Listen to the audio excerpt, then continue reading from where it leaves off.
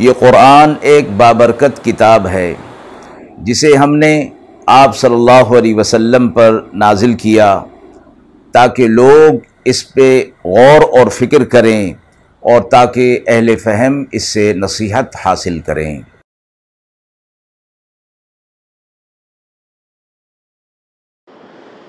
بسم اللہ الرحمن الرحیم۔ السلام علیکم ورحمۃ اللہ وبرکاتہ۔ ناظرین کرام، درس قرآن مجید کے آج کے اس پروگرام میں ہم سورۃ الرعد کی آیت نمبر 31 تا 33 کا ترجمہ اور تفسیر پیش کر رہے ہیں اور آخر میں پوچھے گئے سوال کا جواب ہوگا۔ اعوذ باللہ من الشیطان الرجیم، بسم اللہ الرحمن الرحیم۔ وَلَوْ أَنَّ قُرْآنًا سُيِّرَتْ بِهِ الْجِبَالُ أَوْ قُطِّعَتْ بِهِ الْأَرْضُ أَوْ كُلِّمَ بِهِ الْمَوْتَى بَل لِّلَّهِ الْأَمْرُ جَمِيعًا أَفَلَمْ يَيْأَسِ الَّذِينَ آمَنُوا أَن لَّوْ يَشَاءُ اللَّهُ لَهَدَى النَّاسَ جَمِيعًا وَلَا يَزَالُ الَّذِينَ كَفَرُوا تُصِيبُهُم بِمَا صَنَعُوا قَارِعَةٌ أَوْ تَحُلُّ قَرِيبًا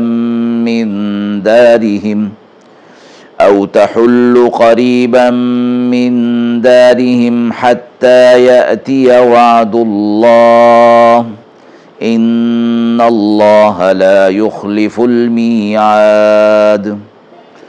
وَلَقَدِ اسْتُهْزِئَ بِرُسُلٍ مِّن قَبْلِكَ فَأَمْلَيْتُ لِلَّذِينَ كَفَرُوا ثُمَّ أَخَذْتُهُمْ فَكَيْفَ كَانَ عِقَابِ۔ أَفَمَنْ هُوَ قَائِمٌ عَلَى كُلِّ نَفْسٍ بِمَا كَسَبَتْ وَجَعَلُوا لِلَّهِ شُرَكَاءَ قُلْ سَمُّوهُمْ أَمْ تُنَبِّئُونَهُ بِمَا لَا يَعْلَمُ فِي الْأَرْضِ أَمْ بِظَاهِرٍ مِّنَ الْقَوْلِ بَلْ زُيِّنَ لِلَّذِينَ كَفَرُوا مَكْرُهُمْ وَصُدُّوا عَنِ السَّبِيلِ وَمَن يُضْلِلِ اللَّهُ فَمَا لَهُ مِنْ هَادٍ۔ آیات مبارکہ کا ترجمہ ملاحظہ فرمائیں۔ اور کوئی قرآن ہوا ہوتا کہ پہاڑ اس کے ذریعے ہٹا دیے جاتے یا زمین اس سے جلدی طے ہو جاتی یا اس سے مردے بولتے تو کیا ہوتا، بلکہ سب کام اللہ کے حکم میں ہے۔ سو کیا دل جمعی نہیں ایمان والوں کو اس پر کہ اگر اللہ چاہے تو سب کو ہدایت پر لے آئے، اور برابر پہنچتا رہے گا منکرین کو ان کے اعمال پر صدمہ، یا اترے گا ان کے گھر کے نزدیک اللہ کا عذاب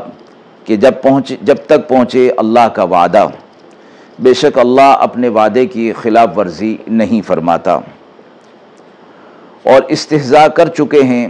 رسولوں سے پہلے جس طرح کہ آپ کے ساتھ ہوا، سو میں نے ڈھیل دی منکروں کو، پھر ان کو پکڑ لیا، سو کیسا بدلہ تھا میرا۔ بھلا جو لیے کھڑا ہے ہر کسی کے سر پر جو کچھ اس نے کیا ہے، اور مقرر کرتے ہیں اللہ کے لیے شریک، آپ کہہ دیجئے ان کا نام لو یا اللہ کو بتاتے ہو وہ جو نہیں جانتا وہ زمین میں، یا کرتے ہو اوپر ہی اوپر کی باتیں، یہ نہیں ہے بلکہ ان کے اعمال ان کی نظروں میں مزین کر دیے گئے ہیں، اور ان کا مکر ان کو سیدھے راستے سے روک رہا ہے، اور جسے اللہ گمراہ کر دے اسے کوئی ہدایت دینے والا نہیں ہے۔ مشرکین مکہ، منکرین اور منافقین رسول اللہ صلی اللہ علیہ وسلم کے معجزات کو، اسلام کی حقانیت کو دیکھنے کے باوجود بھی محض ضد اور عناد کی وجہ سے اسلام قبول نہیں کر رہے تھے، اور ان پر اسلام کی حقانیت، آپ صلی اللہ علیہ وسلم کی صداقت روشن ہو چکی تھی۔ ان کا سردار ابو جہل یہ کہہ چکا تھا کہ بنو ہاشم سے ہمارا خاندانی مقابلہ ہے، ہم ان کی برتری کو کیسے قبول کر لیں کہ اللہ کا رسول ان میں آیا ہے، اس لیے وہ کچھ بھی کہیں اور کیسے معجزات اور نشانیاں دکھائیں، ہم اسلام قبول نہیں کریں گے۔ اس لیے وہ موقع پا کر مختلف طریقوں سے لغو قسم کے سوالات اور فرمائشوں کے ذریعے سے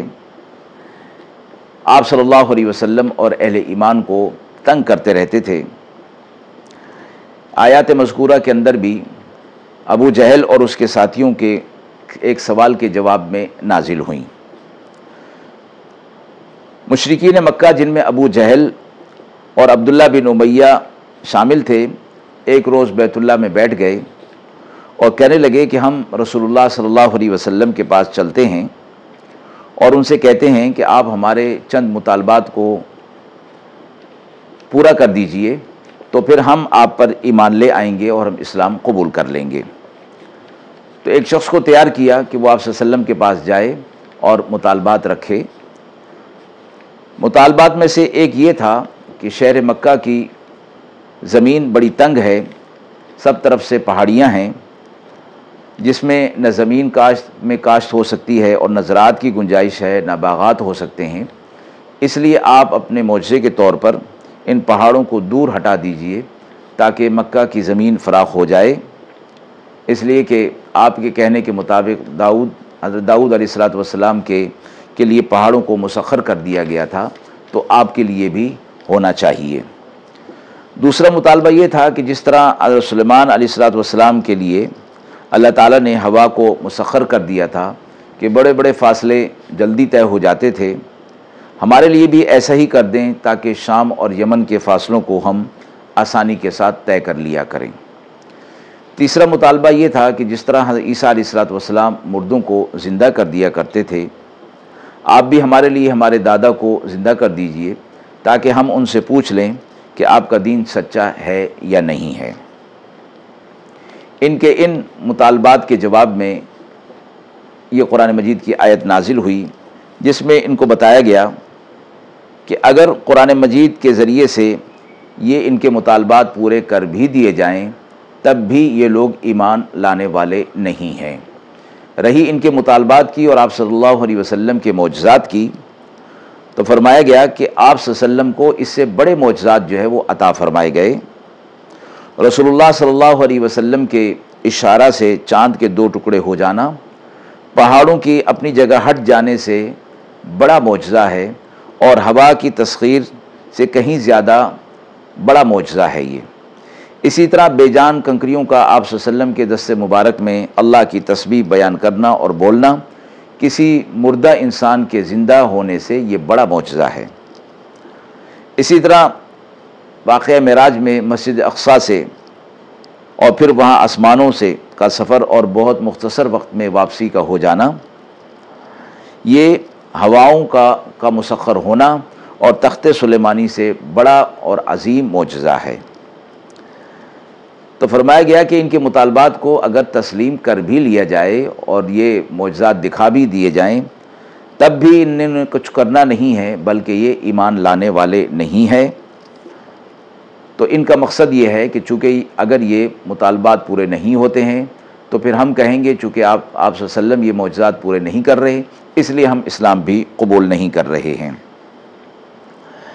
اس کے بعد فرمایا کہ بل للہ الامر جمیعا، ایسا نہیں ہے کہ اللہ تبارک و تعالیٰ ان کے ان مطالبات کو پورا نہیں کر سکتا یا اس کے قبضہ قدرت اور اختیار سے باہر ہے، بلکہ اللہ رب العزت ان کے دلوں کے حال جانتے ہیں کہ اگر یہ مطالبات پورے ہو بھی گئے تب بھی یہ لوگ ایمان نہیں لائیں گے۔ رہی یہ بات کہ پورا کرنا، تو سارے امر، سارے چیزوں کا اختیار اللہ رب العزت کے پاس ہے، اور وہ جس طرح چاہے گا اس کو پورا کرے گا، جب چاہے گا پورا کرے گا، اور جب نہیں چاہے گا تو پورا بھی نہیں کرے گا۔ اس کے بعد صحابہ اکرام نے جب مشرکین کے ان مطالبات کو سنا تو پھر وہ دل کے اندر خیال کرنے لگے کہ اللہ کی طرف سے ان کے ان مطالبات پورے کر دیے جائیں تو یہ بہت بہتر ہوگا، سارے مکہ والے مسلمان ہو جائیں گے اور اسلام کو بڑی قوت اور شان حاصل ہو جائے گی۔ اس پر یہ آیت نازل ہوئی کہ اہل ایمان کو دل جمعی کے ساتھ اپنے ایمان پر مضبوط رہنا چاہیے، اور ان کے ایمان نہ لانے سے مایوسی ان کو نہیں ہونی چاہیے۔ اللہ رب العزت ایمان کو اور اہل ایمان کو قوت اور غلبہ عطا فرمائیں گے۔ اور یہ لوگ جو ایسی تمنائیں کر رہے ہیں، جبکہ وہ یہ جانتے ہیں کہ اللہ تبارک و تعالی اگر سب کو ہدایت دینا چاہیں تو اس کے لیے کچھ بھی مشکل نہیں، لیکن اللہ کی حکمت اور مشیت میں یہ نہیں کہ زبردستی سب پر ایمان اور اسلام کو تھوپ دیا جائے، بلکہ اللہ کی حکمت اور مشیت یہ ہے کہ ایمان کو ایمان پر مجبور نہ کیا جائے، بلکہ اپنے شعور اور ارادہ اور اختیار کے ساتھ اس کو قبول کریں، اور اگر دل نہ چاہے تو پھر اس کو قبول نہ کریں۔ جبر کسی کے اوپر نہیں رکھا گیا۔ اس کے بعد فرمایا گیا کہ ان کے مطالبات کو اس لیے بھی منظور نہیں کیا گیا کہ اللہ کے نزدیک یہ اس بات کے مستحق ہیں کہ ان پر دنیا اور آخرت کی آفتیں اور مصیبتیں نازل کی جائیں، جس طرح کہ اہل مکہ پر کبھی قحط نازل ہوا، اور کبھی اسلامی غزوات کے اندر ان کو شکست اور ذلت اٹھانی پڑی، اور کبھی قتل ہوئے، کبھی قید ہوئے، کبھی آسمانی بجلی گری، کبھی کسی اور مصیبت کے اندر مبتلا کیے گئے، یا پھر براہ راست ان پر تو یہ عذابات نازل نہیں ہوئے مصیبتیں، بلکہ ان کے قریب کی کسی بستیوں پر نازل ہوئے۔ تو فرمایا گیا کہ یہ بھی دراصل ان کی تنبیہ کے لیے تھے کہ جو کسی چیز سے سبق حاصل کرتے ہیں، عبرت حاصل کرتے ہیں، وہ اپنے پھر عمل کو درست کر لیا کرتے ہیں۔ فرمایا گیا یہ آفات اور مصیبتیں ان پر اس وقت تک آتی رہیں گی جب تک کہ اللہ کا وعدہ نہیں آ جاتا، اور اس وعدے سے مراد فتح مکہ کا وعدہ ہے۔ ان لوگوں پر مختلف آفتیں فتح مکہ تک جو ہے وہ آتی رہیں گی، یہاں تک کہ یہ لوگ مغلوب ہو جائیں گے اور مکہ فتح ہو جائے گا۔ مشرکین کے ان سوالات سے لازمی طور پر آپ صلی اللہ علیہ وسلم کو رنج اور تکلیف کا اندیشہ تھا، اس لیے اگلی آیت کے اندر آپ صلی اللہ علیہ وسلم کو تسلی دے دی گئی کہ آپ پر جو حالات پیش آ رہے ہیں اور آپ کے ساتھ جو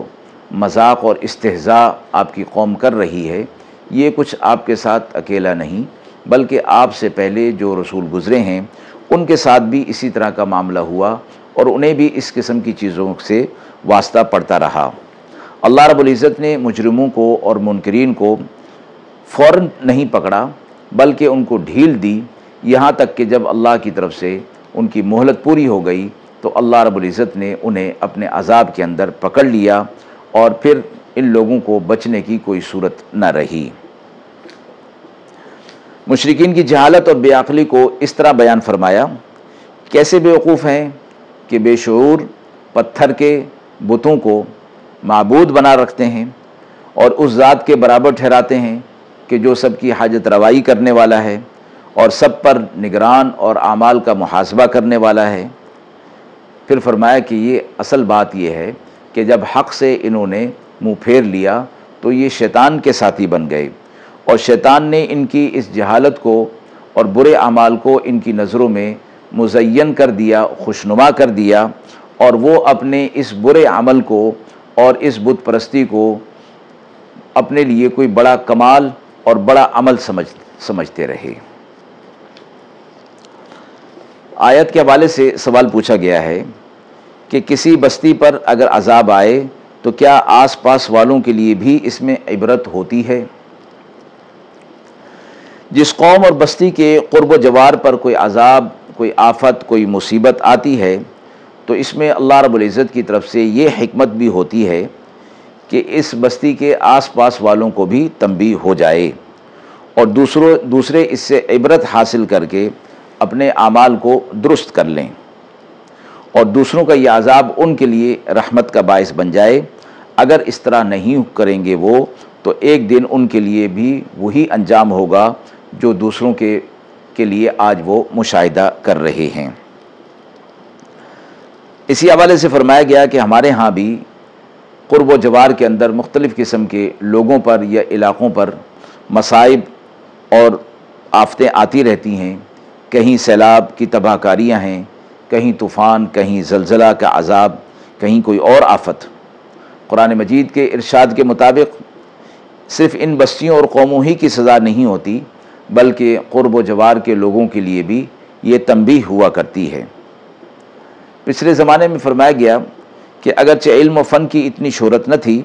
مگر لوگوں کے اندر خوف خدا ہوا کرتا تھا۔ کسی جگہ اگر اس قسم کا حادثہ پیش آ جاتا اور لوگ دیکھ یا سن لیتے تو وہ لوگ قرب و جوار والے بھی لوگ اس سے سہم جایا کرتے تھے اور توبہ استغفار کے اندر مبتلا ہو جایا کرتے تھے، اور انہیں اس بات کا اندیشہ ہوتا تھا کہ اگر ان لوگوں پر آج یہ مصیبت آئی ہے تو ہو سکتا ہے کہ ہم پر بھی یہ مصیبت کل کو آ جائے، اس لیے اپنے اعمال کی درستگی کے اندر وہ لگ جایا کرتے تھے۔ وآخر دعوانا ان الحمد للہ رب العالمین۔